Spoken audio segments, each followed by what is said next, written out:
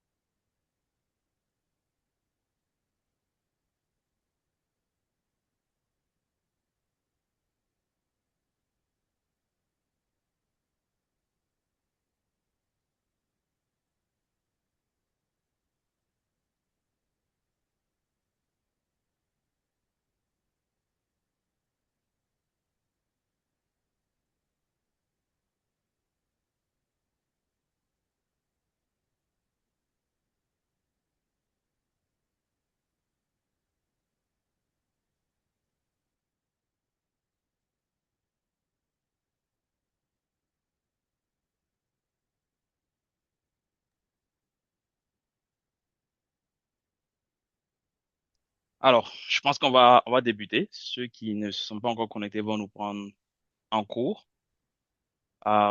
Encore bonsoir à toutes et à tous. Je sais pas si vous m'entendez. D'accord. Donc, merci de nous rejoindre ce soir dans le cadre du webinaire qui porte sur le thème transition énergétique et résilience climatique. Comment les organisations peuvent anticiper et s'adapter.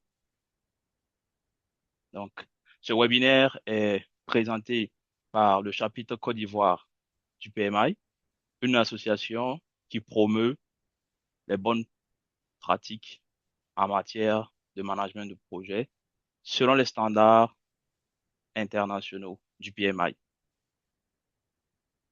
qui est le leader mondial en la matière.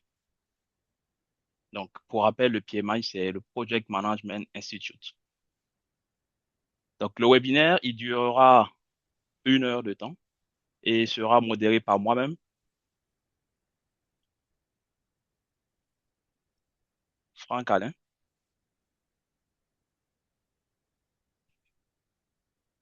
membre du chapitre Côte d'Ivoire du PMI, euh, plus précisément du département Corporate Outreach et également responsable projet énergie. Donc, ce soir, je serai accompagné par deux passionnés de la transition énergétique qui œuvrent au quotidien et qui accompagnent les différentes organisations sur leur chemin vers une transition énergétique réussie. Donc, je vais leur laisser la parole pour qu'ils se présentent. Serge, je ne sais pas si tu m'entends. Oui, je t'entends très bien, Franck. Je ne sais pas si toi aussi tu m'entends. Oui, très bien. Alors, Serge, comment vas-tu? Oui, ça va bien, merci. Et chez toi? Ça va très bien également. Nous sommes ravis de te recevoir ce soir, euh, de te compter parmi nous, et nous souhaitons que tu présentes brièvement ton parcours. D'accord, ok. Alors, vraiment, merci beaucoup, Franck, donc, pour cette invitation. Je remercie donc le PMI donc, pour cette invitation, d'avoir donc, de nous permettre donc, d'échanger donc, sur ce thème stratégique et important pour nos organisations. Donc, je suis Serge Ricona, je suis conseiller technique en énergie. Je travaille pour une organisation internationale. Et donc, ça fait en 10 ans, plus de 10 ans que je suis donc actif dans le domaine donc, de l'énergie au niveau de la Côte d'Ivoire. Et donc, bon, je je vais essayer d'apporter ma modeste participation, expérience donc, à ce webinaire. Donc, je suis ravi d'être là. Merci beaucoup. Merci, merci bien, Serge. Nous également, nous sommes heureux de t'avoir ce soir et de profiter, bien sûr, de ton expérience, de tes connaissances ce soir. Alors, Salomon, tu es dans l'appel, tu nous entends? Oui, D'accord. Est-ce que tu pourrais te présenter et nous présenter brièvement ton parcours? oui, bien sûr. Donc, tout d'abord, merci, hein, merci au chapitre Côte d'Ivoire du PMI pour l'invitation. Tout comme c'est un plaisir d'être là comme panéliste. Et puis, on va essayer de, n'être soit peu répondre aux questions et puis, voilà, partager notre modeste expérience. Donc, du coup, je suis Energy Manager aujourd'hui pour le pôle et véhicule du groupe SIFCA, donc, qui a pour filiale SIPA, Société internationale de plantation d'EVA, où on retrouve à l'intérieur SAPH. Voilà, donc, nous, notre activité principale, c'est la transformation de caoutchouc naturel en granulés secs et on est un peu répartis tout le long de la côte ouest africaine. Voilà, donc, c'est 10 usines voilà, où on essaie de travailler sur les projets d'efficacité énergétique et les projets d'énergie renouvelable.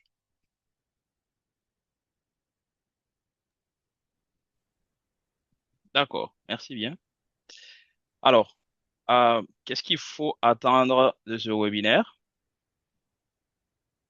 Alors, les objectifs du webinaire, entre autres, c'est de comprendre le concept de la transition énergétique et de la résilience climatique, de pouvoir faire le lien entre ces deux notions, d'avoir bien sûr les défis majeurs de la transition énergétique, surtout en Côte d'Ivoire. Et la plus importante, c'est savoir comment se préparer et entamer sereinement sa transition énergétique. Voilà. Donc, un des objectifs également serait, bien sûr, de maîtriser et d'avoir à l'esprit les différents outils et méthodes indispensables à une transition énergétique réussie. On aura également une séance de questions-réponses où vous serez libre de poser des questions de compréhension, voilà, d'avoir des éclaircissements sur des zones d'ombre éventuelles. Alors, sans plus tarder, je pense qu'on va rentrer dans le vif du sujet avec Salomon qui va nous entretenir sur les différents concepts clés. Salomon, tu as la parole. OK, super. Donc, le premier concept, c'est le concept de transition énergétique.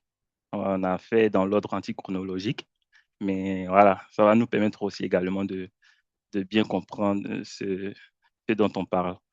Donc, aujourd'hui, la transition énergétique, qu'est-ce que c'est? Pour faire simple, c'est trouver une alternative à ce qu'on utilise aujourd'hui, ce qu'on utilise déjà, qu'on juge qui nous satisfait pas, on va dire ça en griffe.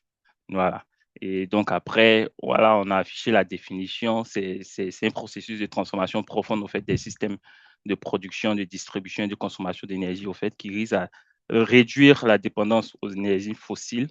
Donc, qu'on connaît naturellement le charbon, le pétrole, le gaz, qui produisent eux du CO2 au profit d'énergies nouvelles et renouvelables et de l'efficacité énergétique. Voilà, donc ça, c'est vraiment la définition que le dictionnaire donne de la transition énergétique. Mais pour bien comprendre la transition énergétique, j'ai mis un graphique juste en bas qui montre la concentration de CO2 dans l'atmosphère depuis 800 000 ans. Voilà. Et dans la définition de la transition énergétique, on voit CO2. Donc, on va aller crescendo pour mieux comprendre le concept. Donc, du coup, depuis 800 000 ans, on voit bien 800 000 ans, on voit l'évolution de la concentration de CO2 dans l'atmosphère qui suit des cycles donc haussier, baissier. Et après les années, on va dire 1900 jusqu'à actuellement, on a eu une augmentation exponentielle de la concentration de CO2 dans l'atmosphère qui est en partie on va dire, responsables du changement climatique, on va arriver à là, mais pour lequel, au fait, on parle de concept de transition énergétique. Voilà. Donc, on va avancer. Voilà. Donc, on ne peut pas parler de transition énergétique sans parler de changement climatique. Donc, c'est pour ça que j'ai dit qu'on a fait dans l'ordre antichronologique. Donc, le changement climatique, globalement, c'est quoi? Pour faire simple, c'est l'augmentation de la température, voilà, à la surface de la Terre. Pour faire simple. Voilà. Donc, du coup, vous pouvez voir sur la courbe de droite, au fait, entre 1880 et 2020, euh, l'augmentation de la température sur la Terre. Donc, ça, c'est une courbe qui montre la moyenne mobile. Voilà, donc c'est vraiment la différence d'augmentation de température. Donc, vous allez voir que dans les années 1800, on est juste en dessous de zéro. Et après, jusqu'à 2020, on, on atteint 1 degré d'augmentation de la température moyenne sur la Terre et on est en train de dépasser. Aujourd'hui, on l'a dépassé.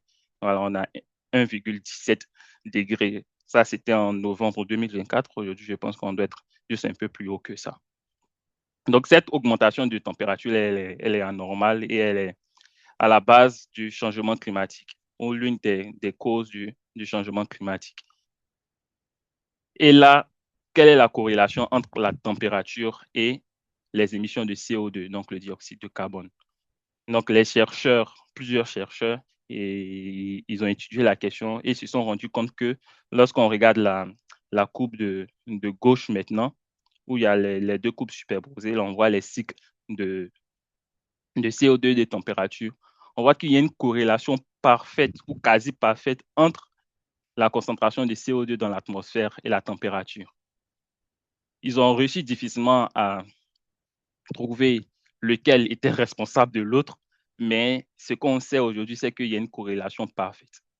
Donc, on va dire, entre griffes, on voit le lien entre les émissions de CO2 et puis, comme on peut dire ça, des températures qui sont la cause du changement climatique. Voilà, donc on va avancer au fur et à mesure. Ça va nous permettre de comprendre globalement le concept de transition énergétique. Ouais, Franck, tu peux partir. OK. Donc, ici, ici j'ai voulu présenter les différentes causes du changement climatique, donc les différentes conséquences du changement climatique, donc l'impact qu'aura l'augmentation des températures.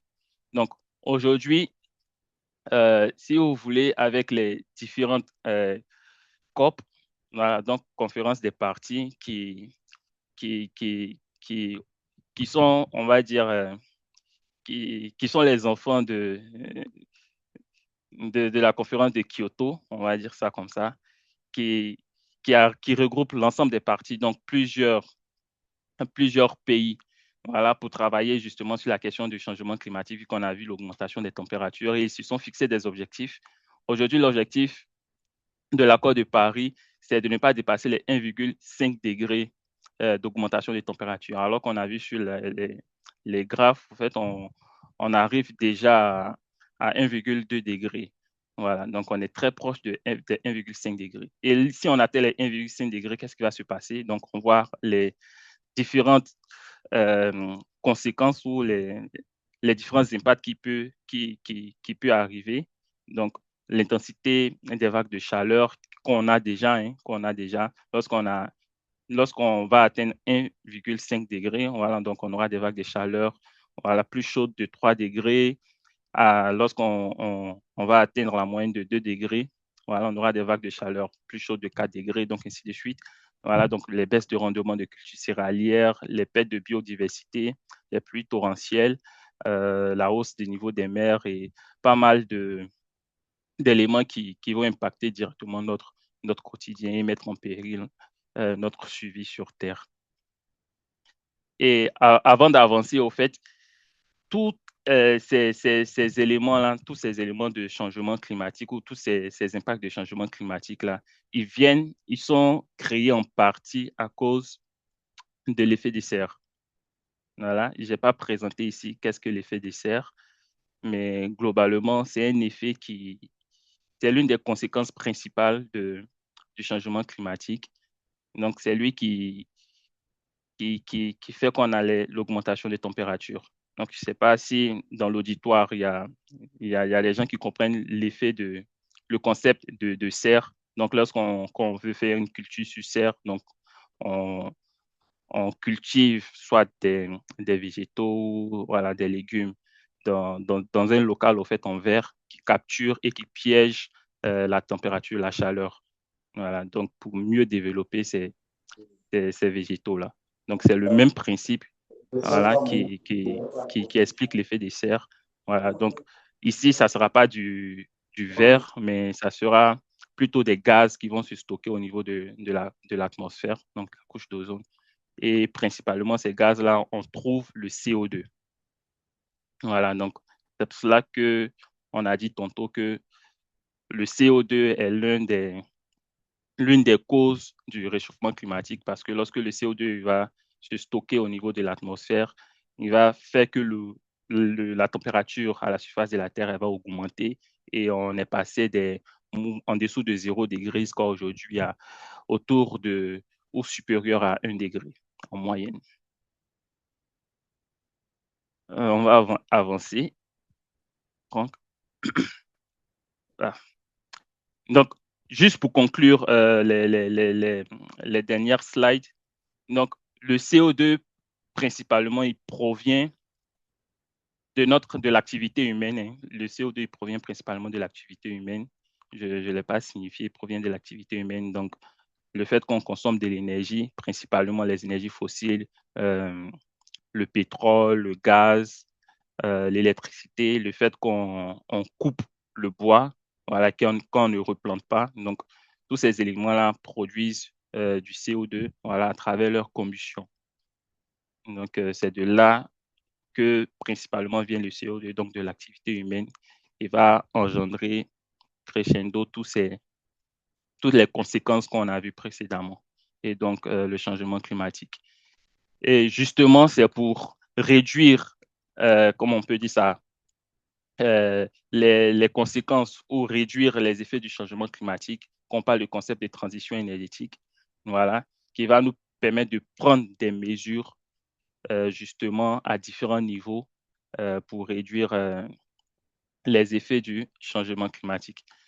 Donc là, ici, on a voulu vous présenter différents niveaux de, de décision où on mène des actions pour réduire l'impact du changement climatique. Donc, au niveau mondial, voilà, donc les gens travaillent ensemble.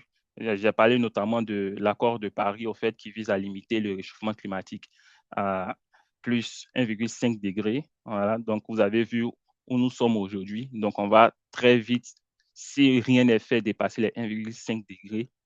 Voilà.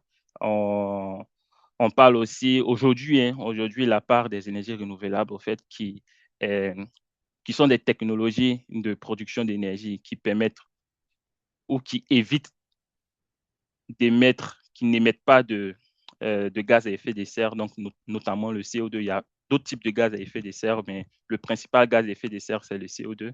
Voilà. Donc aujourd'hui, on a 30% dans le mix mondial pour les énergies renouvelables. Hein. Donc, il y a plein de technologies que vous connaissez, le solaire, l'éolien, la biomasse. Il y en a plein d'autres encore. Les gens se mettent ensemble pour rassembler les investissements parce qu'après, toutes les actions qu'on doit mener, au fait, nécessitent de l'argent.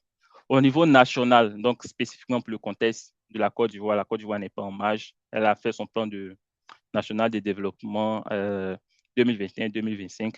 Là, maintenant, on est en train d'aller à 2030-2035, je pense. Voilà, donc, dans son plan de développement, elle a mis des objectifs également pour pouvoir contenir l'impact du changement climatique et même contribuer à le réduire, voilà, à travers un objectif de 46% d'intégration d'énergie renouvelable dans son mix énergétique. Aujourd'hui, la Côte d'Ivoire est sur du 30% d'intégration d'énergie renouvelable. Et voilà, on a aussi un programme de plus de 900 mégawatts de solaire, donc des technologies solaires qui sont planifiées, justement, vont permettre de réduire ces impacts-là. Et des organisations qui travaillent ensemble, telles que la Côte d'Ivoire Énergie, le ministère des Mines et de l'Énergie, l'ANAR et plein d'autres organisations. Je pense à la DGE avec qui on travaille beaucoup, on échange beaucoup. Et puis spécifiquement au niveau des organisations, donc des usines, des sociétés, des personnes, on va dire même des personnes morales comme physiques. Voilà. Il y a aussi des décisions qui sont prises là aussi pour pouvoir contenir ces impacts-là, donc notamment l'efficacité énergétique, donc à travers les audits énergétiques, le système de management de l'énergie. On va en venir. Je pense qu'on va parler de ça devant. La Côte d'Ivoire a mis pas mal de choses en place pour pouvoir faciliter ces types de mesures. Il y a aussi, au niveau des organisations, les décisions se prennent aussi sur l'engagement sociétal. Voilà, donc le fait de pouvoir replanter des arbres, le fait aussi de faire son bilan d'émissions CO2 aussi va permettre de pouvoir aussi éventuellement identifier les, les sources d'émissions de CO2, voilà, ou bien les éléments dans votre activité qui ont un impact direct sur le climat pour mieux planifier la transition énergétique. Donc, on va avancer, Franck. Donc, on va aller à l'autre concept qui est la résilience climatique. Donc là, en comparaison avec la transition énergétique, donc la transition énergétique, on utilise je fais juste le résumé, on utilise des énergies fossiles, on utilise des éléments qui ont un impact direct sur le changement climatique. Voilà, donc on va quitter ces éléments-là progressivement pour aller vers des sources d'énergie ou des processus qui ont un impact moindre sur le climat. Et pour comprendre la résilience climatique, c'est tout bête, hein. J'ai mis atténuation, adaptation.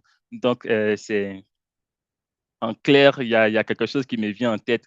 Mieux vaut prévenir que guérir. Donc, c'est ça qui est atténuation et adaptation.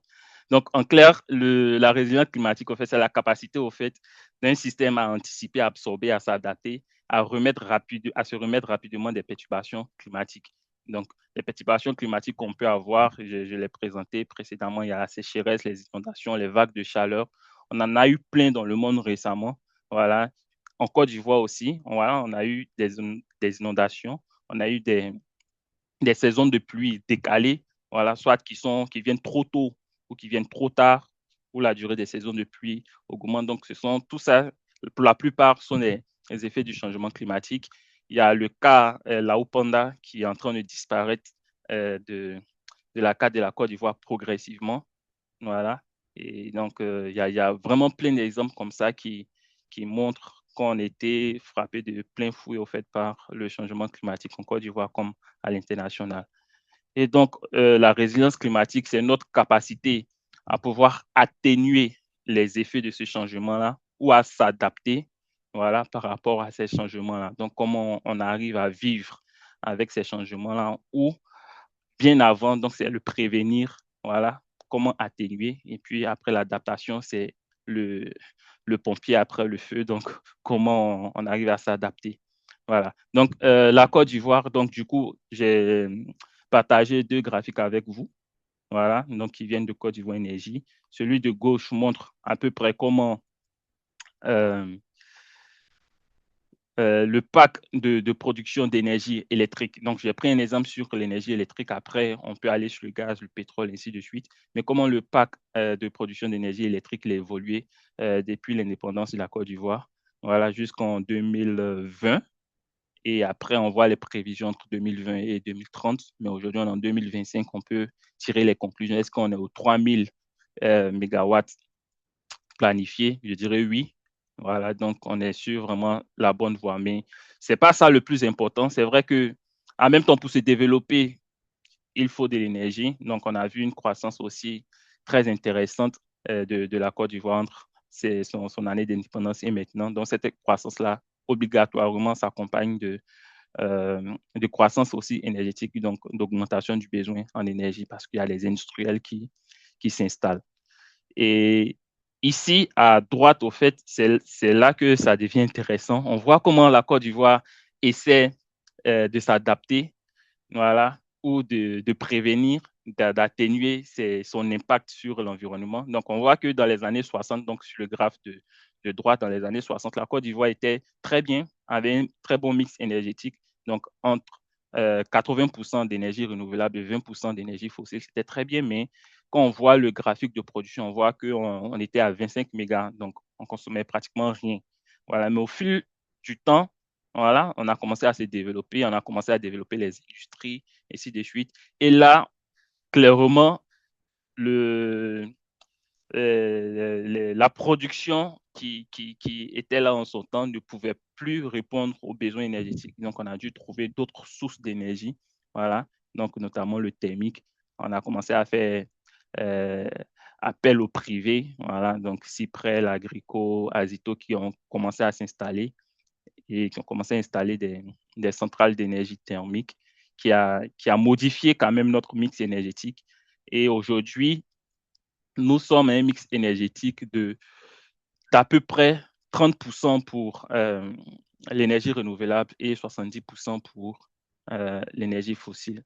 Donc, avec tous les enjeux derrière le changement climatique et la pression des bailleurs internationaux, nous-mêmes aussi notre bonne conscience parce qu'après, on a un impact direct sur le changement climatique et on veut aussi un monde meilleur pour les générations futures. Donc, du coup, la Côte d'Ivoire a mis des politiques en place pour pouvoir atténuer son impact à travers l'intégration de nouvelles sources d'énergie renouvelable. On a vu le barrage de Soubré.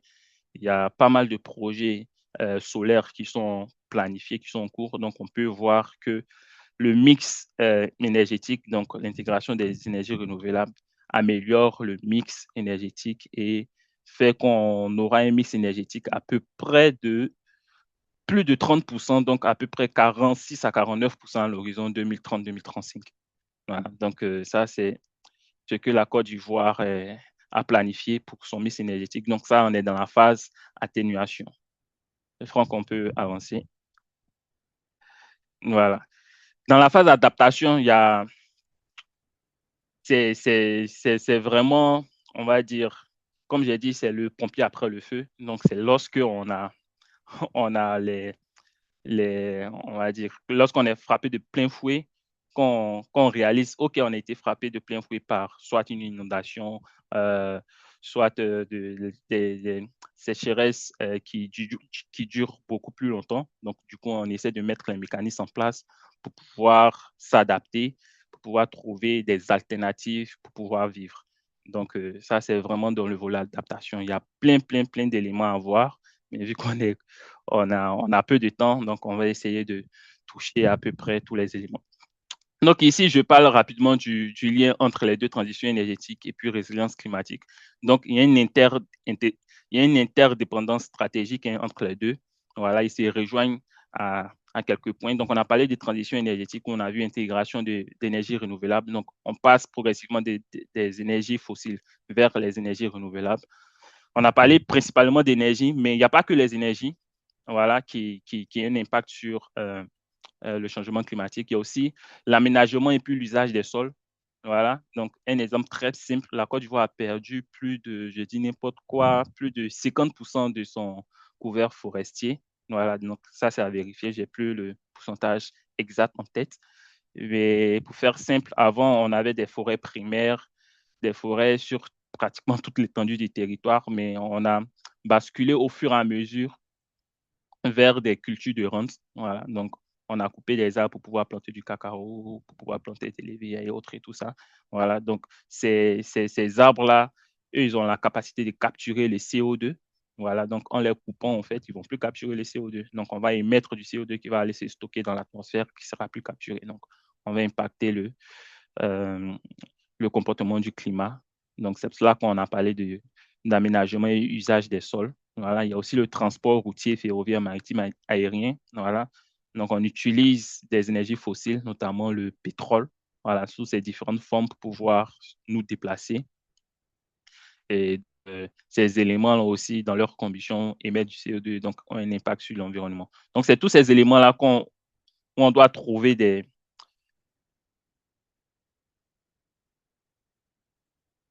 Allô?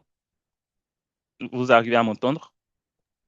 Oui, Oui, Salomon, on te reçoit. on t'entend bien. OK, OK, super. Donc, on va accélérer.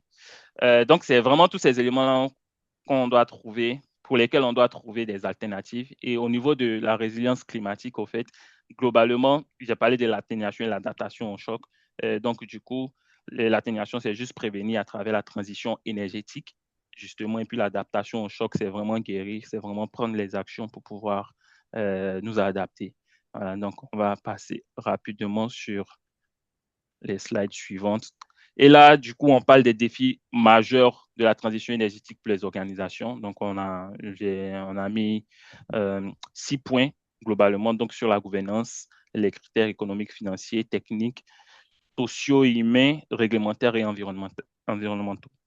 Donc, du coup, les points là, je vais essayer de synthétiser les points. Donc, au niveau de la gouvernance, globalement, on se plaint d'absence. Donc, ça, je parle pour les organisations, donc les structures euh, privées, étatiques, les organisations internationales et tout, qui veulent travailler sur la transition énergétique. On se plaint souvent qu'il y a le manque de politique énergétique, le secteur n'est pas bien, comment on peut dire, bon, pas informel, mais voilà, il y a un vide.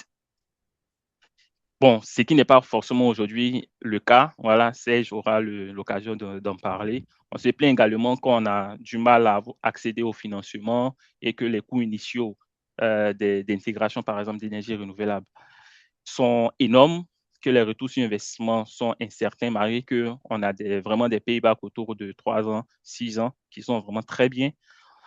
Au niveau technique, voilà, donc il y a le réseau qui ne se porte pas toujours bien en fonction de la zone. Voilà, il y a quand même aussi un manque criard d'experts, voilà, ou bien ils sont très peu.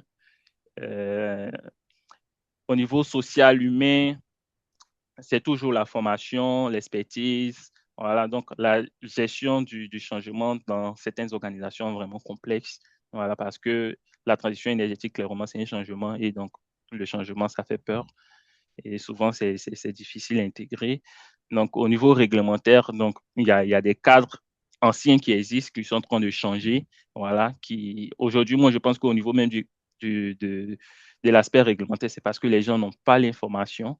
Et puis, pour finir, l'aspect environnemental. Donc, après, on a du mal à quantifier nos émissions de CO2, donc faire un bilan ou comptabilisation carbone à proprement dit, alors que c'est vraiment la base pour identifier c'est les points dans son activité qui émettent et puis travailler pour définir une roadmap de transition énergétique.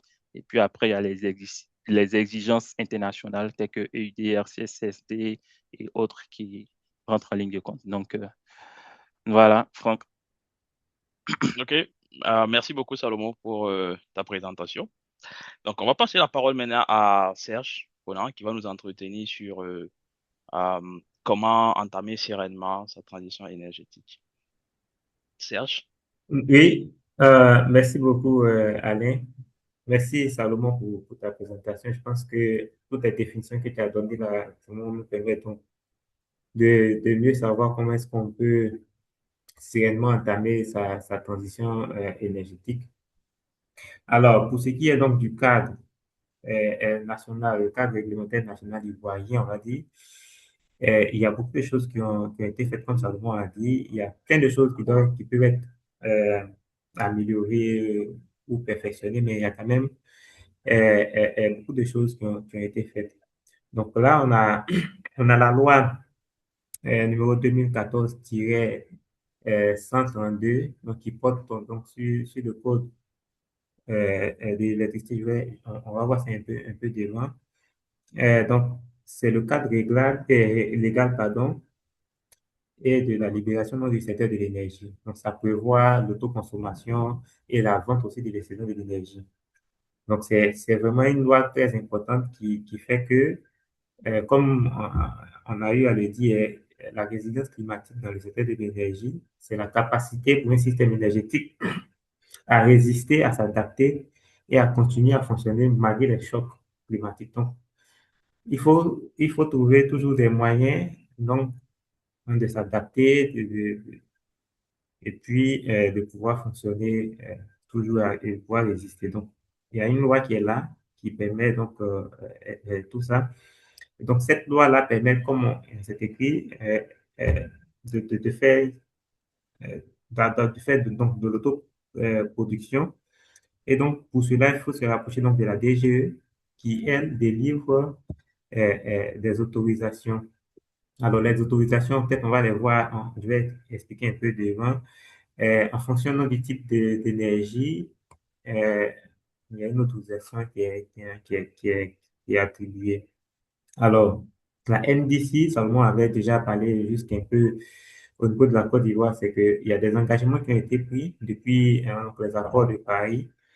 Donc, la Côte d'Ivoire donc, a pris des engagements de réduire les gaz à effet de serre de 28% d'ici 2030. Et puis, les objectifs d'augmenter de 46% la part des énergies renouvelables dans le mix énergétique d'ici 2035. Voilà. Donc, toutes les organisations, les entreprises, comme Salomon avait dit dernièrement, là, entreprises privées, internationales, même des particuliers, peuvent aussi s'aligner donc, sur ces objectifs-là. Alors, sur le plan national, il y a 900 mégawatts solaires qui sont planifiés donc, pour vraiment augmenter la part du mix énergétique. Et il y a l'électrification rurale massive. Donc, comme vous voyez, la Côte d'Ivoire a des taux très élevés de couverture d'accès à l'électricité. Et puis, il y a aussi des incitations fiscales qui sont disponibles. Alors, il y a un type d'avantage fiscal qui est là, une exonération au niveau donc, de la TVA, du droit des douanes, de la TOB. La TOB, c'est les taxes sur les opérations bancaires. Donc, tout ça sur les équipements d'énergie renouvelable. Donc, ces taxes-là, ça représente 30 à 40% du coût de ces équipements-là. Donc, que l'État décide donc de ne pas prendre donc, pour toujours inciter les personnes à, à, à développer donc, euh, et donc à sereinement entamer les transitions énergétiques. Et il y a aussi d'autres sources de financement qui sont là. Et bien sûr, il y a les engagements donc, que la Côte d'Ivoire a eu à prendre au niveau de la CDA, au niveau, comment on appelle ça, au niveau international et tout. Voilà, donc, rapidement, donc, les slides pour on puisse partir un peu plus rapidement parce qu'on est un peu pris par le temps. Alors, ici, donc, comme je disais, il y a la loi 2014-132, donc du 24 mars 2014 sur le code donc, de l'électricité. Cette loi-là, elle permet donc de réguler donc, les activités dans le secteur de l'énergie. Donc, il y a les activités du secteur de l'énergie qui sont le transport, le dispatching, la production et tout ça. Et puis, il y a les activités connexes au secteur de l'électricité. Donc, on va plus s'occuper, donc, axé sur le secteur donc, de la production. Donc, un next slide au niveau de la production. Donc, au niveau de la production, on ne va pas vraiment euh, rentrer en détail de tous les décrets. Donc, je mets quelques informations là pour que les plus curieux puissent chercher les décrets et puis les voir. Donc, il y a l'autoproduction. Donc, au niveau de l'autoproduction, l'État a fait en sorte que désormais, il y a, disons, trois régimes possibles. Il y a le régime de liberté, c'est-à-dire lorsque ta taille est très petite en énergie renouvelable, lorsqu'elle elle est inférieure à 0,5 kW, donc 500 watts, vous avez l'autorisation de faire directement votre installation de 0,5 à 20 kW.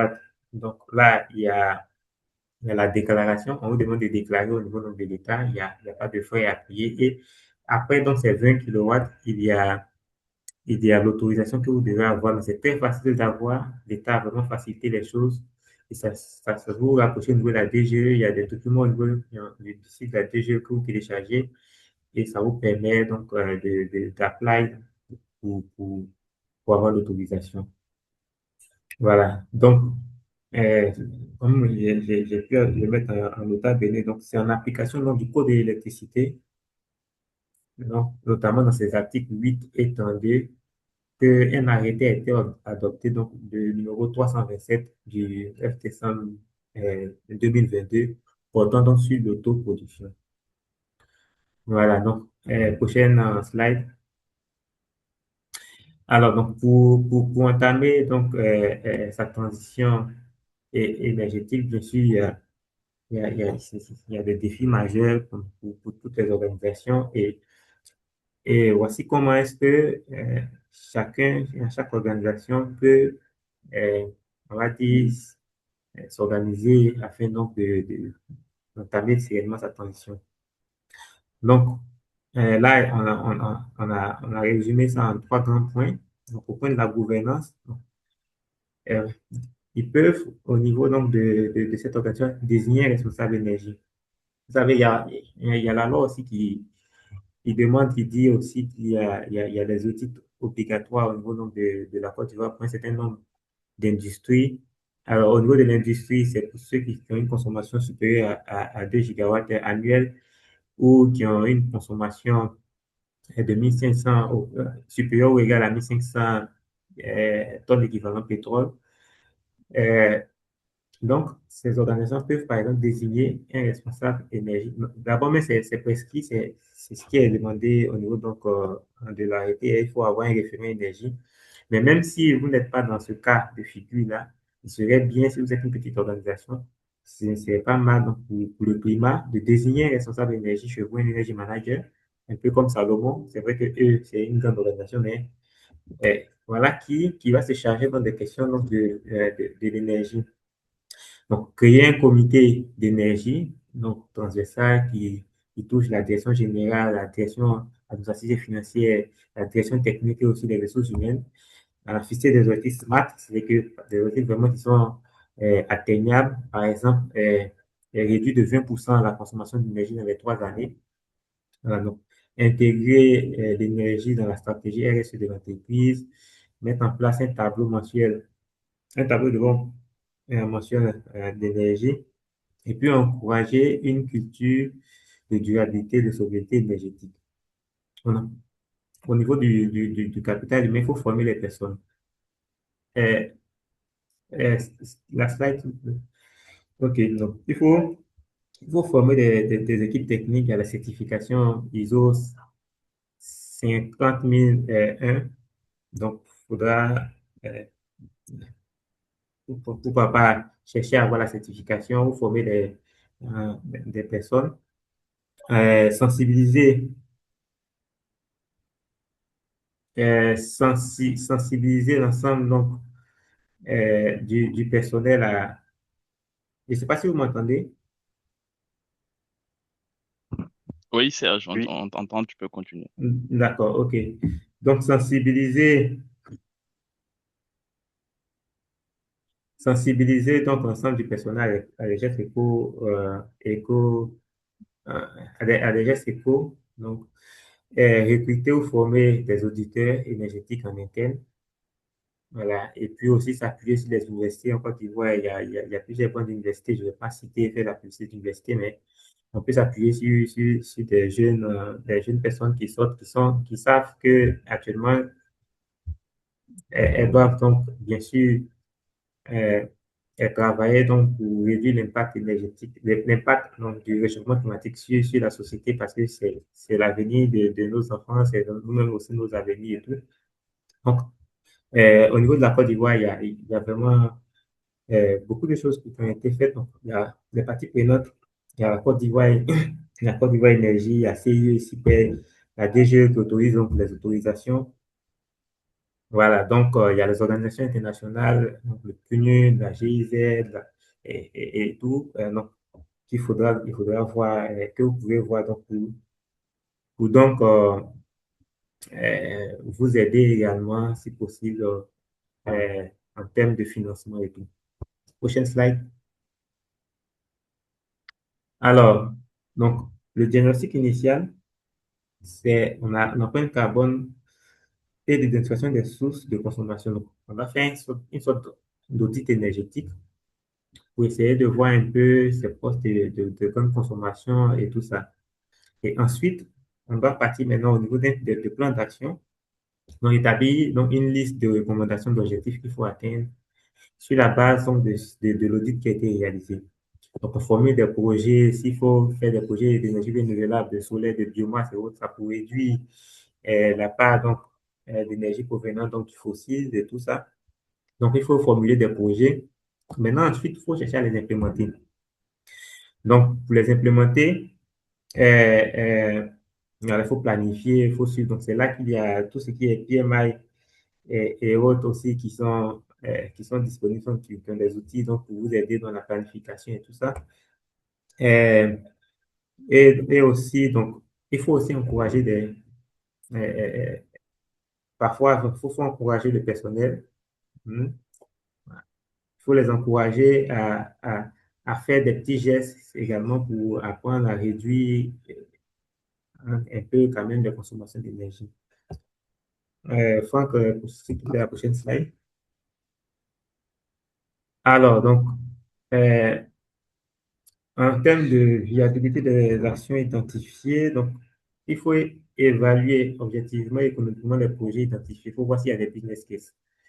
C'est vrai, on peut, euh, on peut faire une analyse donc, pour un projet et puis voir qu'il n'y a pas de, on ne fait pas on ne fait pas d'économie, il y a pas de, il n'y a pas de rentabilité. C'est que on a eu ces cas, par exemple, dans le passé où vous pouvez faire une analyse ou une implémentation du projet et puis vous ne gagnez pas de l'argent, mais vous n'en perdez pas. Mais c'est bon pour le climat, par exemple. C'est quelque chose qui peut être implémenté. Même si on ne gagne pas de l'argent et qu'on n'en perd pas, ou si on en perd très peu, ce serait intéressant donc pour le climat donc, d'implémenter ce genre de projet-là. Et puis ensuite, bien sûr, c'est vrai que il y a des projets qui peuvent coûter cher, donc il faut chercher des sources de financement, il faut identifier des sources de financement. Les financements existent, c'est disponible. Il y a, comme on a dit un peu avant, donc il y a l'État qui a mis donc, le triple avantage donc, déjà pour inciter. Et puis il y a des subventions, il y a des mécanismes de financement verts, il y a des banques locales qui sont là, qui peuvent donc aider également à financer donc ces projets-là. Prochaine slide. OK, donc ici, c'est un peu tout ce qui a été résumé. Donc, je ne vais pas vraiment tarder. Donc, il y a des banques locales, donc, comme je dis, par exemple, BNI, euh, Société Générale, NCA et autres, donc, qui apportent des prêts sur les équipements solaires à des taux de 7-12%, donc sur 3 à 7 ans. Donc, ils exigent parfois, souvent, un audit, mais c'est des institutions bancaires qui sont disponibles, que les organisations peuvent donc s'approcher d'elles. Alors, il y a des lignes de crédit qui existent avec l'Agence française de développement, la Banque européenne de développement et tout ça.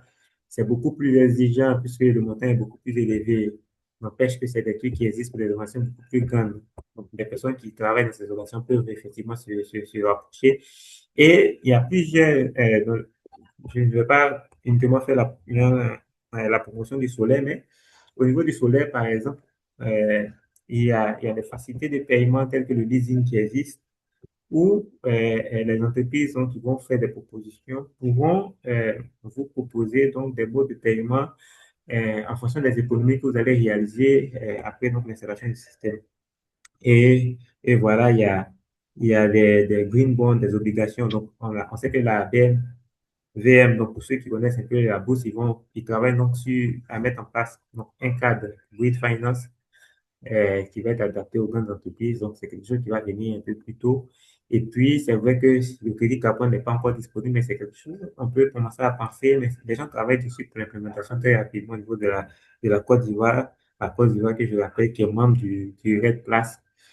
Voilà. Donc, prochaine slide.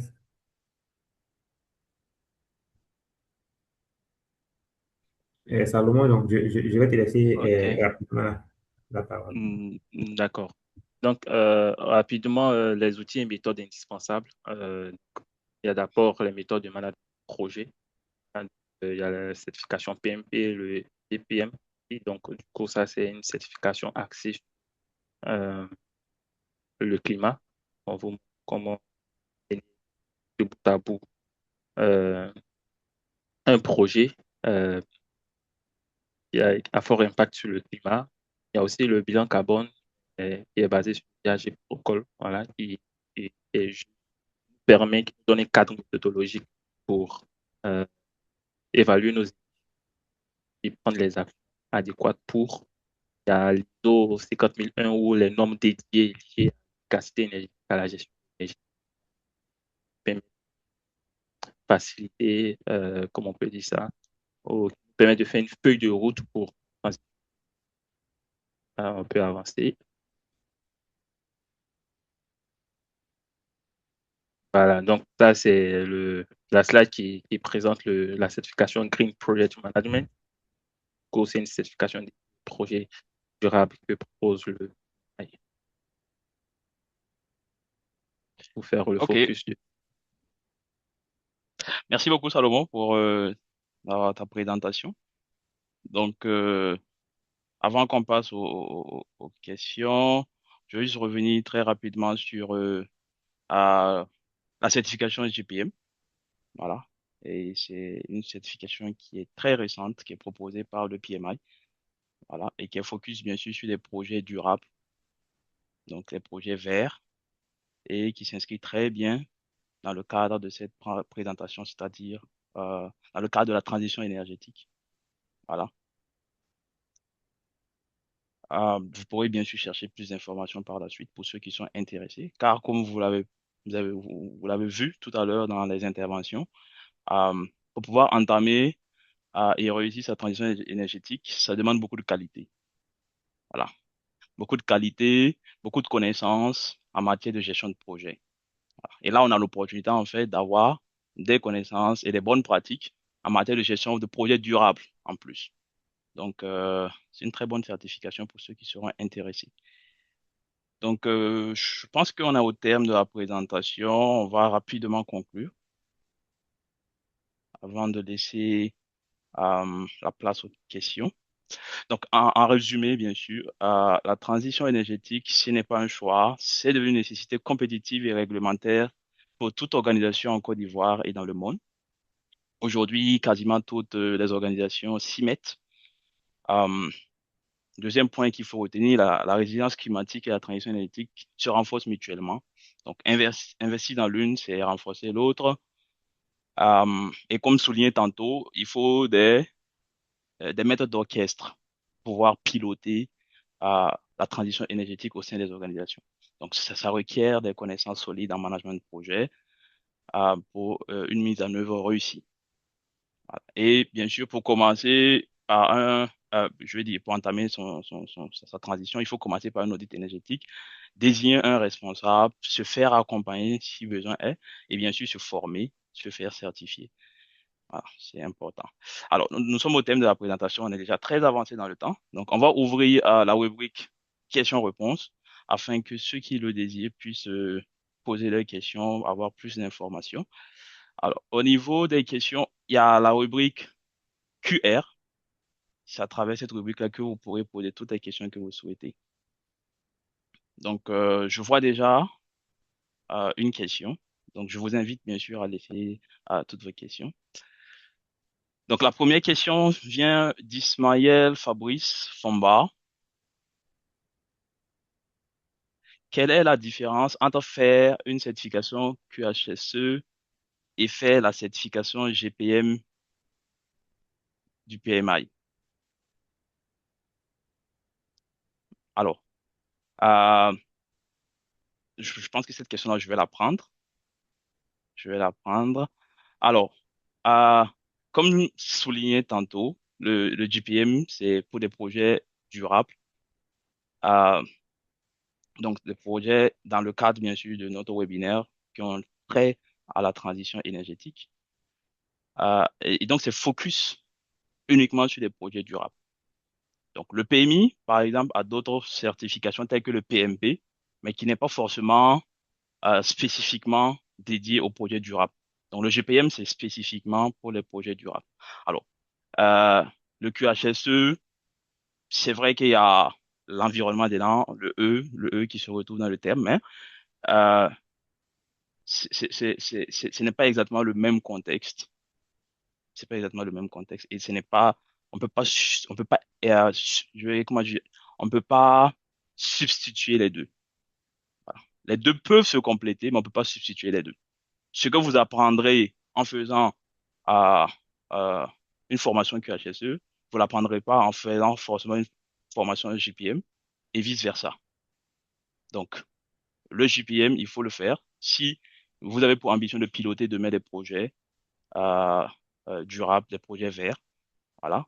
Et bien sûr, si vous voulez aussi des connaissances en matière de qualité, sécurité, ben, vous pouvez aussi aller vers le QHSE. Voilà. Ça pourrait se compléter, mais on ne peut pas les substituer. Je ne sais pas si j'ai répondu à la question. Vous pourrez éventuellement revenir avec une deuxième question. Merci bien. Alors, une deuxième question. Quels sont les prérequis pour être éligible à la formation?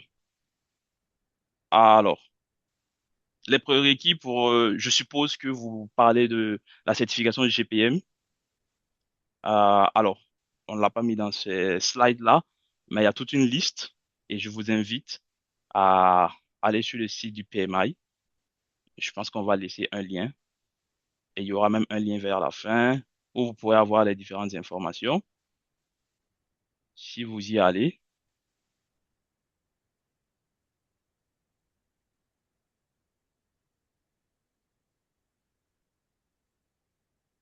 donc, vous pouvez vous rendre sur le site web www.pmi.org et à partir de ce site-là, vous pourrez avoir plus d'informations ou rentrer directement en contact au numéro WhatsApp suivant pour qu'on puisse vous rediriger vers l'information.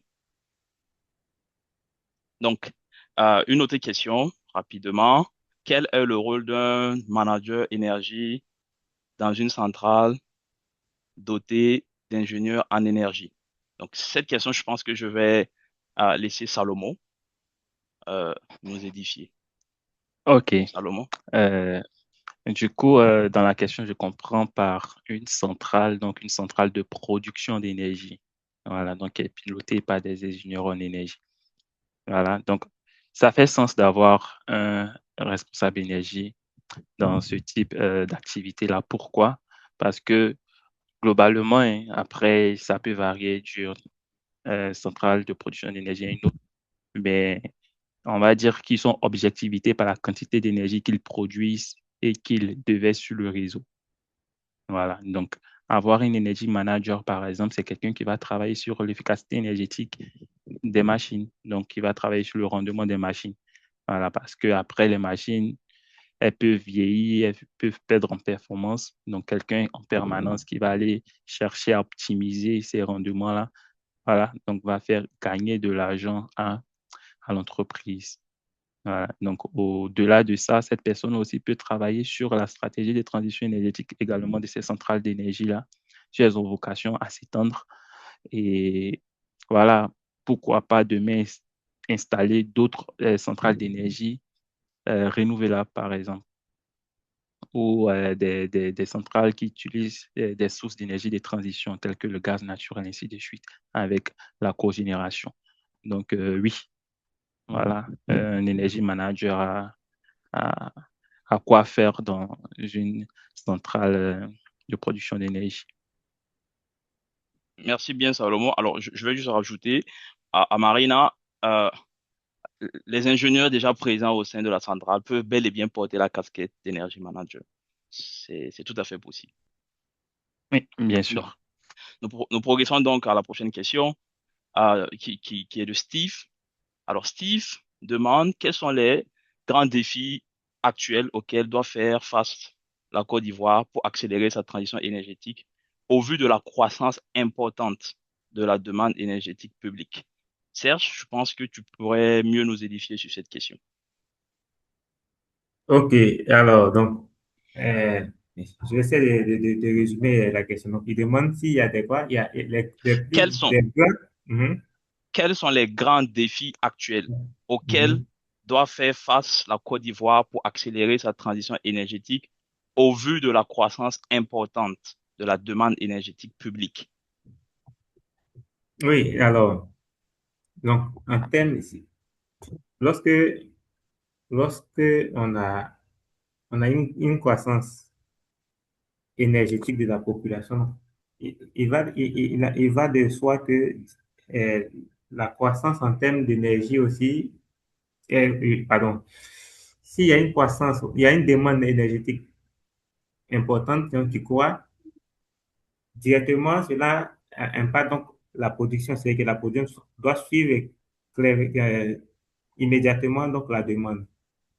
Donc, ce qu'on dit, c'est il faudrait que cette production-là puisse euh, nous permettre donc de réduire quand même l'impact sur l'environnement. Donc, ça, c'est les premiers enjeux. Il faut réfléchir à trouver des systèmes de sorte que on puisse réduire l'impact sur l'environnement. Mais donc, il faut réfléchir à plusieurs solutions d'énergie renouvelable.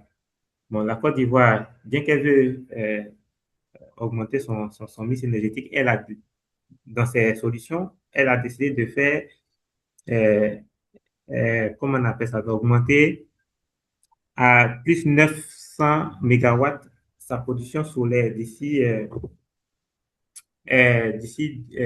ils avaient dit 2025, mais on va dire 2035. Donc, les projets sont en cours, donc c'est les problèmes de financement d'abord. Donc, les grands défis, il y a des problèmes de financement. Les problèmes de financement, parce que ce sont des projets, c'est vrai que ce sont des projets qui existent, qui sont viables, mais la structuration pour avoir les financements n'est pas aussi facile, n'est pas aussi je travaille aussi pour, je ne sais pas si je dois le dire, la City Climate Gap Fund, où nous essayons de mettre en place un certain nombre de financements pour les bâtiments publics de l'État afin donc, de réduire aussi la consommation d'énergie, mais aussi comment on appelle ça, toujours dans la même veine, comment on appelle ça, participer donc à l'adaptation au niveau du climat. Donc, les financements sont là, c'est un peu difficile de les avoir. Donc, je peux dire que, voilà, c'est un peu ça comme difficulté que je vois actuellement. Sinon, pour le moment, le cadre réglementaire, il existe.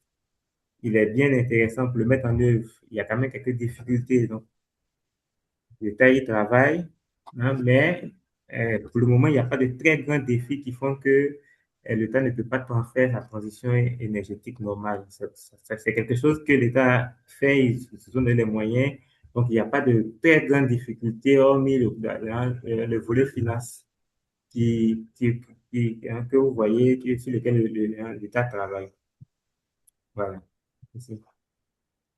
Ok, merci beaucoup, Serge. Très rapidement, tu restes pour répondre rapidement à une question d'Aristide. Aristide souhaite savoir si la loi sur l'autoproduction est déjà en vigueur en Côte d'Ivoire. Juste un oui ou Oui, non, tu nous confirmes. oui, la loi est en vigueur. Vous partez sur le site de la DGE, vous pouvez donc faire une demande pour une centrale solaire sur votre site si vous êtes un industriel, même si vous êtes un particulier. Donc, si votre taille dépasse 20 kilowatts, oui, vous pouvez contacter, euh, partir sur le site de la DGE, vous téléchargez le formulaire et puis vous remplissez, vous soumettez un bouton d'autorisation, vous faites votre installation. Donc, et pour cela, il y a vraiment pas de problème. Actuellement, même euh, euh, pour répondre aussi à la réponse de l'autre, il se peut qu'il y ait plusieurs demandes donc, qui font on ne peut pas peut-être traiter toutes les demandes en même temps. Donc, l'État, pour faciliter cela, a digitalisé un peu le système. Donc, ça va beaucoup plus vite également. Ils sont en train de digitaliser. Ils ont digité, par exemple, tout ce qui est exonération. Donc, si ce plan-là, vous faites votre demande, généralement, vous avez une réponse dans les 2 mois qui suivent au maximum. Sinon, après 2 mois, vous considérez que vous avez l'autorisation, selon la loi. D'accord, merci beaucoup, Serge. Alors, une autre question, il y a tellement de questions. Pour une adaptation durable, il faut bien préparer les communautés à être plus résilientes. Qu'est-ce qui est fait en Côte d'Ivoire? Salomon, prends la question.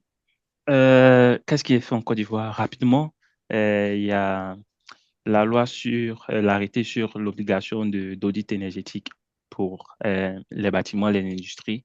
Et la Côte d'Ivoire aussi donc à travers le ministère de l'Énergie, fait la promotion de l'efficacité énergétique, donc notamment à travers l'étiquetage des équipements électroménagers. Donc, sûrement, tout le monde a dû voir euh, dans la rue des panneaux publicitaires avec Adrienne Couton qui disent éteins la lumière.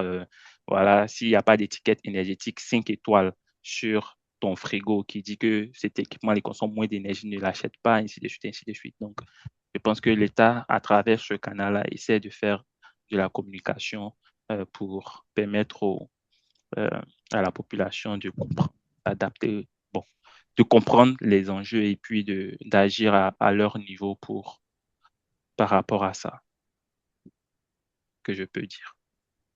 D'accord, merci beaucoup, Salomon. Et je pense que du coup, dans ta réponse, il y a également la réponse que recherchait Marina par rapport aux actions concrètes en dehors de la sensibilisation. Alors, je pense qu'on est déjà très avancé dans le temps et je pense qu'on va mettre un terme à la séance de Peut-être, questions-réponses. Franck, Oui, attends, avant de terminer, il y avait un ou deux commentaires à faire rapidement. En fait, oui, juste pour vas-y. préciser que la transition énergétique, c'est pas seulement un enjeu environnemental, donc avoir réduire le changement climatique. Non, aujourd'hui, la transition énergétique, au fait, est est un enjeu compétitif. Voilà, donc aujourd'hui, les organisations, en fait, font leur transition énergétique parce qu'ils vont gagner de l'argent.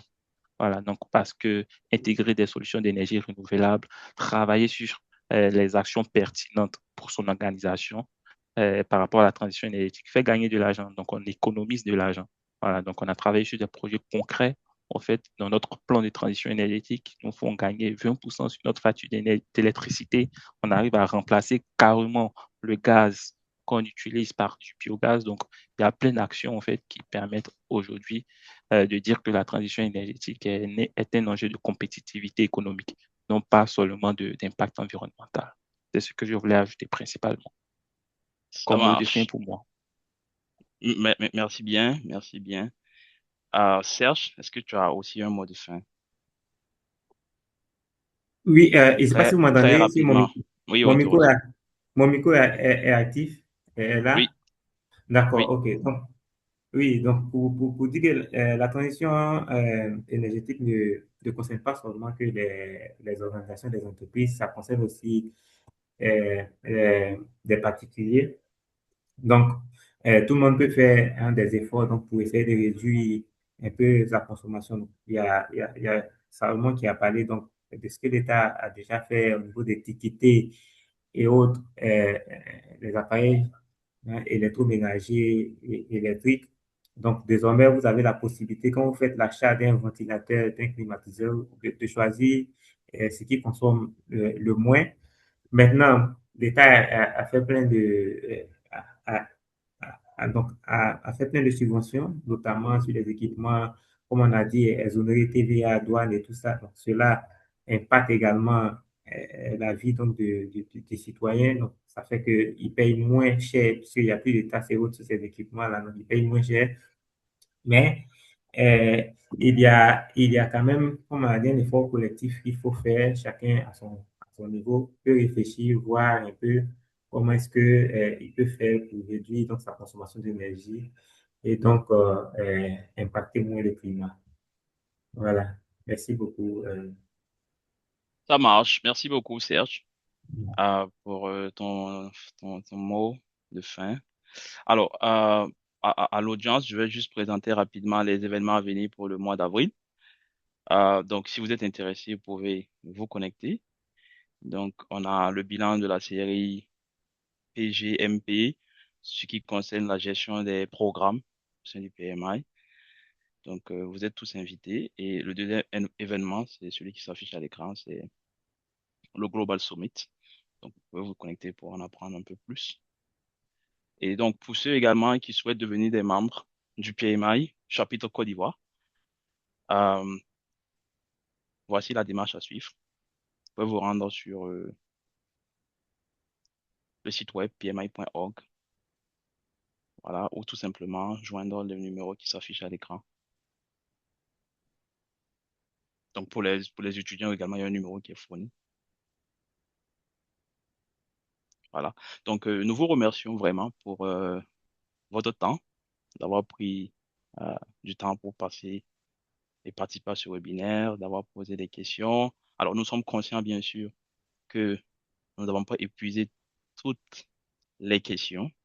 Nous sommes également conscients que le temps imparti n'a pas suffi à épuiser la thématique. Elle est très vaste et bien sûr, nous sommes ouverts à reprogrammer éventuellement.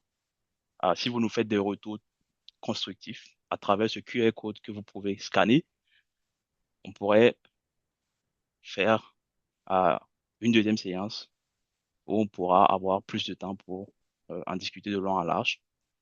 Encore, je vous remercie. Je remercie également les intervenants Serge et Salomon pour leur temps et pour leur présentation. Donc, n'hésitez pas à scanner le QR code et à faire des retours pour qu'on puisse s'améliorer et éventuellement programmer une prochaine séance. Donc, merci à vous. Merci. Merci. Voilà. Donc, Merci je à laisse tout le le QR monde. code pour le moment, le temps que les gens puissent scanner. C'est ça. J'ai essayé de répondre aussi à certaines questions directement dans le chat. Donc, Voilà, merci à tous. exactement, c'est aussi possible. Donc, on peut continuer à répondre aux questions. Euh, Merci à ok, tous. merci beaucoup à tous.